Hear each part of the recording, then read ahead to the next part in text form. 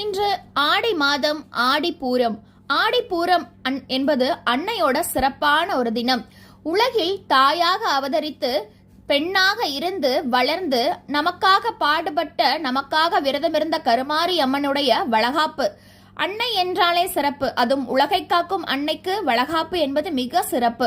இந்த ஆடிப்பூரத்துல ஒரு விஷயம் ரெண்டு விஷயம் இல்ல, பல விஷயங்கள் சிறப்பு வாய்ந்தது. இந்த நாளில அன்னைக்கு வளையலை வாங்கி கொடுத்து நாமளும் அவளுடைய பக்தன் என்று பெருமை கொண்டு அவளுடைய சிறப்பான அருளை பெற்று நீடூடி வாழ்வோம். அது மட்டுமல்ல, இன்று மகாவிஷ்ணுவுடைய அவதாரம் தரித்த நாள். இன்று மகாலட்சுமியும் ஸ்ரீதா தேவியாக ஸ்ரீ மகாலட்சுமி அவதரித்தாங்க.